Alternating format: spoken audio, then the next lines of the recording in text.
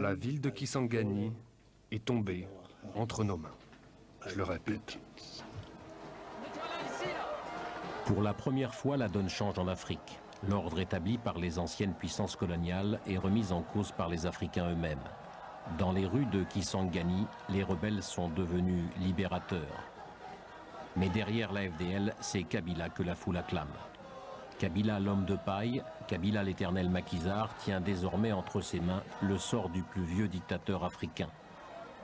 Pour les Nations Unies, il devient urgent de faire asseoir Mobutu et Kabila autour d'une même table. Une fois encore, la mission est confiée à l'ambassadeur Sarnoun. Makara a reçu un message. Il m'a dit, bon, Sarnoun vient d'arriver. J'ai soufflé au président, j'ai dit, monsieur Sarnoun vient d'arriver. Il a dit, bon, oui. Il dit, bon, allez le chercher. Nous étions près du stade. Il voulait voir Kabila. Je lui ai dit que nous pouvions entrer dans le stade, qu'il était plein de monde, qu'il pourrait saluer les gens,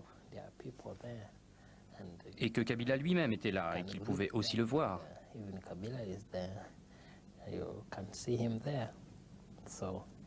Et à ma grande surprise, il a accepté. Et nous sommes entrés dans le stade.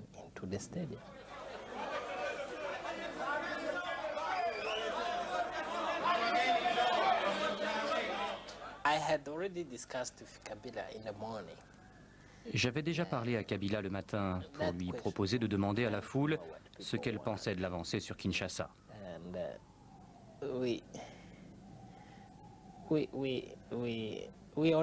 Et nous savions parfaitement que la foule voudrait que nous continuions jusqu'à la capitale. Alors, quand l'ambassadeur Sarnoun a accepté d'entrer dans le stade, nous avons sauté sur l'occasion et laissé à la foule le soin de décider. Pourriez-vous dire qu'est-ce qui vous tracasse avec la présence de l'ambassadeur Sarnoun? Pourquoi vous vous excitez?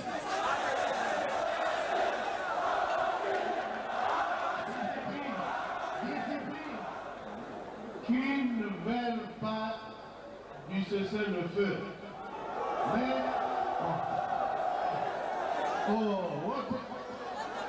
Coulez.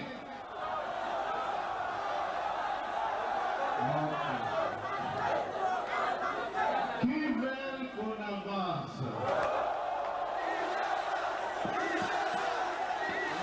C'était une foule qui exprimait un sentiment. Il fallait le prendre comme tel. J'ai expliqué d'ailleurs, j'ai parlé à la foule, j'ai dit quelques mots. Et ils ont très bien compris que, en fait, la foule criait sur le coup de l'émotion. Mais cela ne peut pas dire que la foule voulait la guerre. Lui, il était de vaille, il est de petite taille. Et derrière lui, quand Kabila posait la question, ce qui était derrière ça, nous disait à la population de dire non. Alors, c'est comme ça qu'il était, il était un peu, je ne dis pas humilié, mais il était malheureux ce jour-là. Monsieur l'ambassadeur, et vous salue, monsieur l'ambassadeur, et vous salue.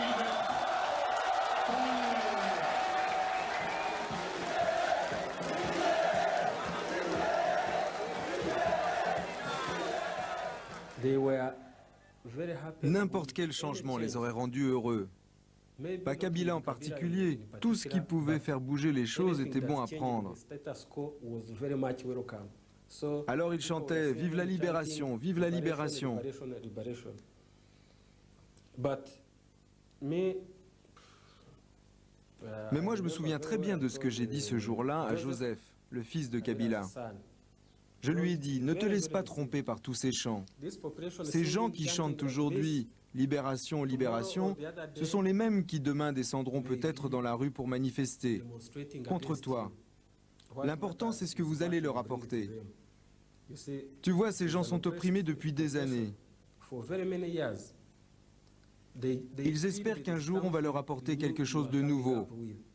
Alors, si tu ne leur apportes rien, prépare-toi à avoir des problèmes. Mais pour l'instant, l'horizon est encore sans nuages.